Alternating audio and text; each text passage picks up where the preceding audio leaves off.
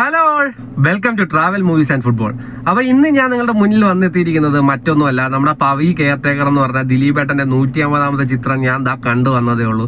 അപ്പോൾ അത് കാരണം എൻ്റെ ഒരു അഭിപ്രായം മുന്നോട്ട് വെക്കാനാണ് ഞാൻ നിങ്ങളുടെ മുന്നിൽ, ആ സിനിമയെക്കുറിച്ചുള്ള എൻ്റെ അഭിപ്രായം മുന്നോട്ട് വെക്കാനാണ് ഞാൻ നിങ്ങളുടെ മുന്നിൽ എത്തിയിരിക്കുന്നത്. അപ്പോൾ നിങ്ങൾ ഇതിനു മുമ്പ് എൻ്റെ റിവ്യൂസ് ഒക്കെ കണ്ടിട്ടുണ്ട്. അപ്പോൾ എൻ്റെ റിവ്യൂസ് നിങ്ങൾക്ക് നല്ല രീതിയിൽ നിങ്ങൾ അപ്രീഷിയേറ്റ് ചെയ്തിട്ടുണ്ട്. ജയ ഗണേശൻ എന്ന് പറഞ്ഞ മൂവിയുടെ റിവ്യൂവിന് എനിക്ക് നല്ല റെസ്പോൺസാണ് കിട്ടിയത്. അപ്പം അത് കാരണം തന്നെയാണ് ഇനിയുള്ള സിനിമകൾ റിവ്യൂ ചെയ്യാമെന്ന് ഞാൻ വിചാരിച്ചതും. അതിൻ്റെ ഭാഗമായിട്ടാണ് ഇന്ന് പവി കെയർടേക്കർ ഇലക്ഷൻ കഴിഞ്ഞത് ആ വോട്ടൊക്കെ നമ്മൾ വോട്ട് ചെയ്തിട്ട് നമ്മൾ നേരെ പോയി പവി കെയർടേക്കർ കണ്ടെടുത്താൽ വന്നതേ ഉള്ളൂ. അപ്പം പവി കെയർടേക്കർ കണ്ടിട്ടുള്ള എൻ്റെ അഭിപ്രായം, അപ്പോൾ പവി കെയർടേക്കറിനെ കുറിച്ച് പറയുകയാണെങ്കിൽ ദിലീപിന്റെ 150ാമത്തെ സിനിമ, ദിലീപേട്ടന്റെ 150ാമത്തെ സിനിമ, ജനപ്രിയ നായകന്റെ 150ാമത്തെ സിനിമ സംവിധാനം ചെയ്തത് വിനീത് കുമാറാണ്. പഴയ ബാല്യകാല നടനാണ് അദ്ദേഹം. നായകനായിട്ട് ഒരുപാട് സിനിമയിൽ അഭിനയിച്ചിട്ടുണ്ട്. പക്ഷേ ആ സിനിമകളിലൊക്കെ ഭയങ്കരമായിട്ട് സക്സസ് ആയിട്ടുണ്ടോ എന്ന് ചോദിച്ചാൽ ഇല്ല. അപ്പം അദ്ദേഹം സംവിധാനത്തിലോട്ട് തിരിഞ്ഞ്, അതുമാത്രമല്ല അദ്ദേഹം നല്ലൊരു മ്യൂസീഷ്യനാണ്. അദ്ദേഹം ഇൻസ്റ്റാഗ്രാമിൽ അദ്ദേഹത്തിന്റെ പല റീലുകളും, മ്യൂസിക് സംബന്ധമായ റീലുകളൊക്കെ ചെയ്യുന്നുണ്ട്. അദ്ദേഹം 3 സിനിമകൾ ഇതുവരെ സംവിധാനം ചെയ്തിട്ടുണ്ട്.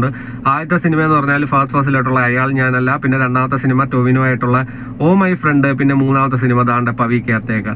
ഈ സിനിമയുടെ റിട്ടേൺ ചെയ്തത്, അതായത് ഈ സിനിമ എഴുതിയിരിക്കുന്ന രാജേഷ് രാഘവൻ എന്ന് പറഞ്ഞ വ്യക്തിയാണ്. അദ്ദേഹത്തിന്റെ മുന്നത്തെ സിനിമ നിങ്ങൾക്ക് അറിയായിരിക്കും, അരവിന്ദന്റെ അഗതികൾ. വാവ്, ബ്യൂട്ടിഫുൾ സിനിമയാണ്, വല്ല ഫീൽ ഗുഡ് സിനിമയാണ്. അപ്പം ഈ ദിലീപിന്റെ 150ാമത്തെ സിനിമ വിനീത് കുമാറിന് കൊടുക്കുമ്പോഴത്തേക്കും മനസ്സിലാവുമല്ലോ, ദിലീപേട്ടൻ തന്റെ പ്രൊഡക്ഷനാണ്, ദിലീപേട്ടന്റെ തന്നെ പ്രൊഡക്ഷനാണ് ഗ്രാൻഡ് പ്രൊഡക്ഷൻസ്. ആ ഗ്രാൻഡ് പ്രൊഡക്ഷൻസ് ആണ് 150ാമത്തെ സിനിമ വിനീത് കുമാറിന് ഡയറക്ടറിനെ ഏൽപ്പിക്കുമ്പോൾ ദിലീപേട്ടന് എത്രത്തോളം അദ്ദേഹത്തിൽ വിശ്വാസം ഉണ്ടെന്ന് നമുക്ക് മനസ്സിലാവും. അപ്പം വിനീത് കുമാർ ആ വിശ്വാസത്തിന് അദ്ദേഹത്തിന് പൂർണ്ണമായി നീതീകരിച്ചിട്ടുണ്ടോ എന്നാണ് നമ്മൾ അറിയേണ്ടത്. അപ്പം നീതീകരിച്ചിട്ടുണ്ടെന്ന് തന്നെ വേണം പറയാൻ. കാര്യം എന്ന് പറഞ്ഞാൽ ഈ ദിലീപേട്ടനെയാണ് നമ്മൾ മിസ് ചെയ്തുകൊണ്ടിരുന്നത്. ഈ ദിലീപേട്ടനാണ് നമുക്ക് വേണ്ടത്. നമ്മളെ ചിരിപ്പിക്കുന്ന, നമ്മളെ പൊട്ടിച്ചിരിപ്പിക്കുന്ന, നമ്മളെ കരയിപ്പിക്കുന്ന, നമ്മളെ ചിന്തിപ്പിക്കുന്ന അദ്ദേഹത്തിന്റെ സിനിമകളിലൂടെ, നമ്മൾ ബാല്യകാലത്തിലൂടെ നമ്മൾ കടന്നു വന്ന അദ്ദേഹത്തിന്റെ സിനിമകളിലൂടെയാണ് ഈ ദിലീപേട്ടനെ, ഈ വിന്റേജ് ദിലീപേട്ടനാണ് നമുക്ക് വേണ്ടത്. അത് നമുക്ക് കറക്റ്റായിട്ട് കിട്ടിയിട്ടുണ്ട്. വിനീത് കുമാർ അതിൽ സക്സസ് ആയിട്ടുണ്ട്. വിനീത് കുമാർ സക്സീഡ് ചെയ്തിട്ടുണ്ട്. ഈ സിനിമയാണ് പവി കെയർടേക്കറിലൂടെ ദിലീപേട്ടന്റെ ഗംഭീര തിരിച്ചുവരവാണ്. വിന്റേജ് ദിലീപേട്ടൻ ഈസ് ബാക്ക്. അപ്പം ഈ സിനിമയെ കുറിച്ച് കൂടുതൽ പറയാനാണെങ്കിൽ ഇതിന്റെ ആരൊക്കെയാണ് അഭിനേതാക്കൾ എന്ന് പറഞ്ഞാൽ ദിലീപേട്ടൻ ഓഫ് കോഴ്സ്, പിന്നെ പുതിയ 2 നായികമാരുണ്ട്, അവരുടെ പേര് എനിക്കറിയത്തില്ല, പിന്നെ രാധിക ശരത് കുമാറുണ്ട്, പിന്നെ ജോണി ആന്റണി ഉണ്ട്, പിന്നെ ഒരു നായയുണ്ട്. അങ്ങനെ അനവധി കഥാപാത്രങ്ങൾ ഈ സിനിമയ്ക്കകത്തുണ്ട്. ധർമ്മജൻ പൊൽഗാട്ടിയുണ്ട്.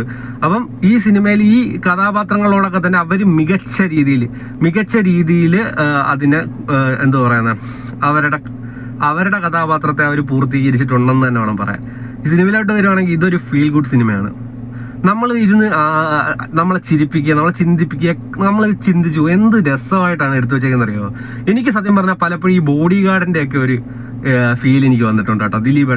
ദിലീപേട്ടന്റെ ഒരു കാര്യം, ദിലീപേട്ടന്റെ മുഖത്ത് ഈ സിനിമ ഒരു മിഡിൽ ഏജ്ഡ് ആയിട്ടുള്ള ഒരാളെ കുറിച്ചാണ് കാണിക്കുന്നത്, 40 വയസ്സിന് പ്ലസ്. പക്ഷെ ദിലീപേട്ടന്റെ ഇതിനകത്തുള്ള ഗെറ്റപ്പും കാര്യങ്ങളൊക്കെ ഇതിനെക്കാട്ടി പ്രായം എനിക്ക് തോന്നുന്നുണ്ട്. പക്ഷെ അങ്ങനെ ആ ഒരു ക്യാരക്ടറാണ് എനിക്ക് എന്താ പറയുന്നത്, എനിക്ക് ആ ബോഡി ഗാർഡുമായിട്ടൊരു ചെറിയ പലയിടത്തും സാമ്യം പോലെ എനിക്ക് തോന്നിയിട്ടുണ്ട്. കാര്യം എന്ന് പറഞ്ഞാൽ അദ്ദേഹത്തിന്റെ ഭാവങ്ങളും കാര്യങ്ങളൊക്കെ. സിനിമയുടെ കഥ ബോഡി ഗാർഡ് അങ്ങനെയല്ല ഞാൻ പറയുന്നത്.